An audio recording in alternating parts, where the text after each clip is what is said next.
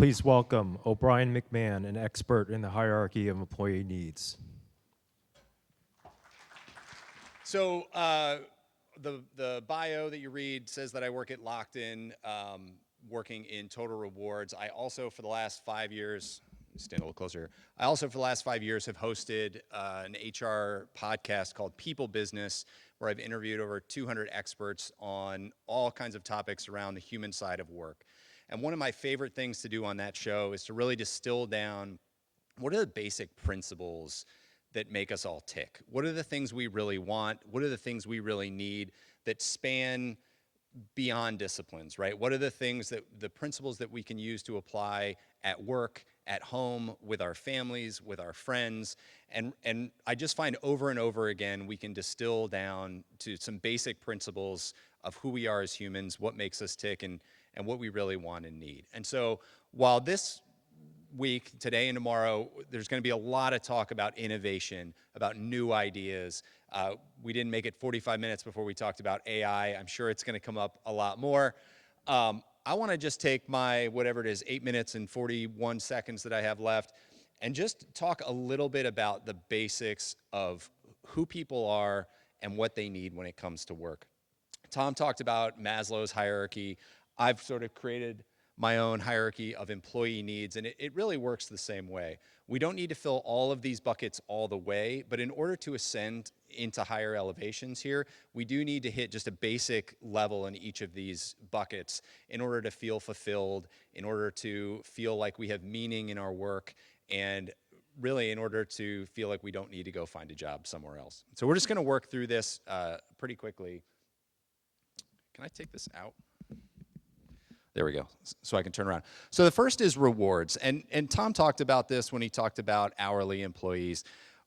Our rewards, how we're compensated, our benefits, retirement plans, this is really what allows us to live our lives, to feel safe and secure, to fund all of the hopes and dreams that we have. Whatever vision we have, whatever vision our employees have for their lives and how they want to put that together, it is all going to be based on what you pay them.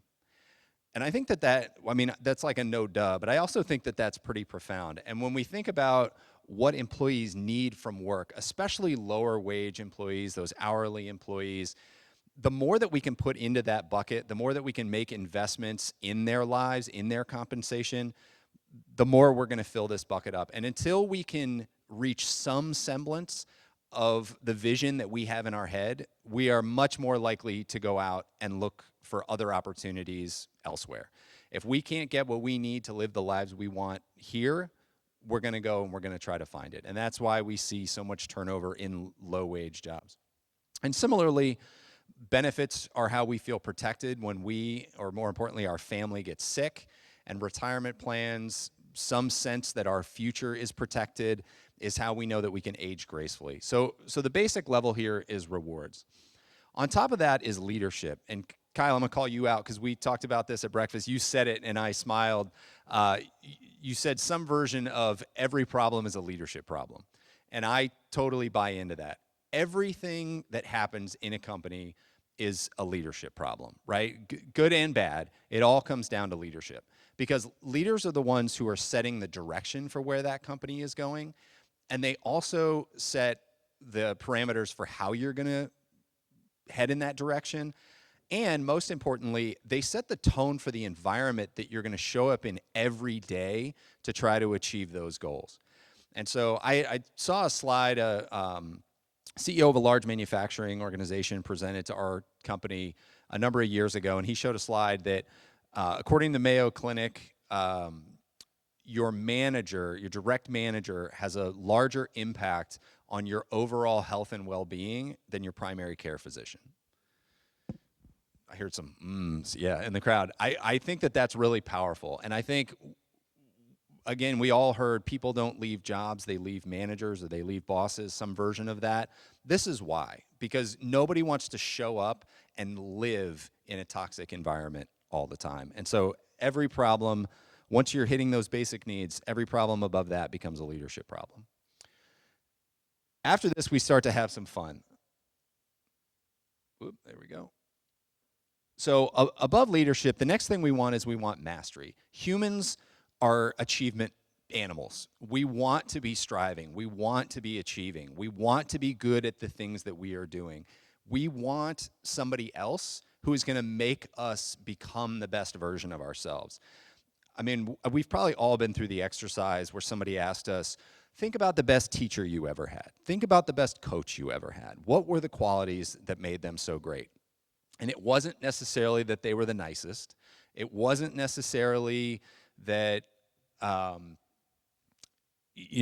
kind of gave us everything we want.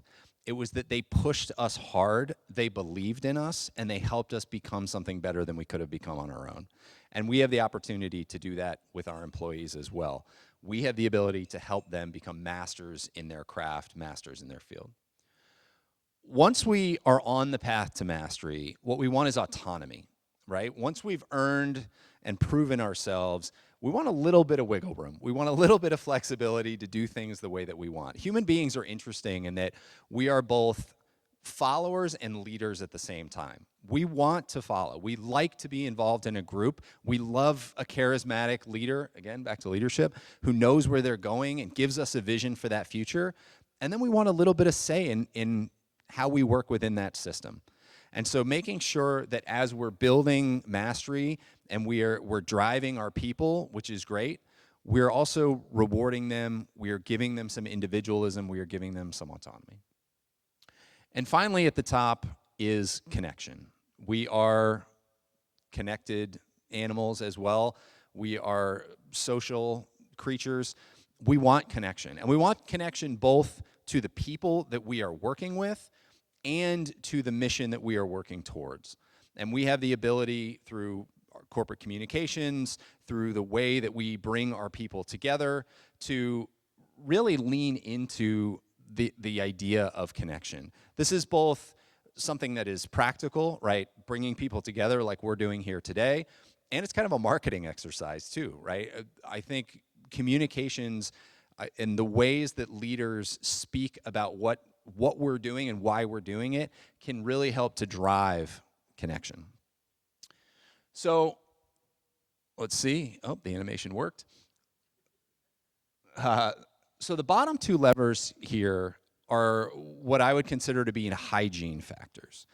So while we think of money as a motivator, there have been studies done that show that money really only motivates to a certain point and only in certain situations.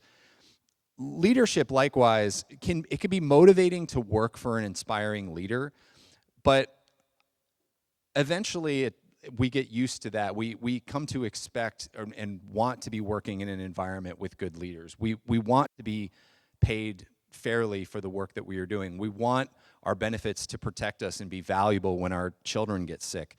These are hygiene factors. These are the brushing your teeth of corporate America, right? These are the things that keep your business healthy. They're important. We want to be healthy. We want to have healthy organizations, but they're not necessarily motivators. The top three, however, are really where motivation comes from. And anyone who has read Daniel Pink's book, Drive, will recognize these three. We want and we are inspired to build mastery. We are inspired when we have autonomy to go out and show that mastery. And we are inspired when we are connected to other people. And so, again, as we go through the rest of the day today, as you go through the rest of the day tomorrow, just want you to think back, whether you remember this hierarchy or not, it's important to remember that all of the people in your workforce are people just like you. And it's really easy, whatever you're planning, whatever solution you're trying to create or problem you're trying to solve for, it's important to think, what would I want the outcome of this to be? How would I want to be treated? And there are going to be times where we're going to have to do things as a business that we wouldn't like if we were on the receiving end. And that's okay. We have to, there are realities of the business world. But I think then you can ask yourself the next question, which is, how would I want to be communicated to in this scenario? What would I want to hear? What kind of access would I want to have? How would I want to be heard back by the organization? And we can give people that even if we can't give them what we want. So thank you for your time today. Enjoy the rest of the conference.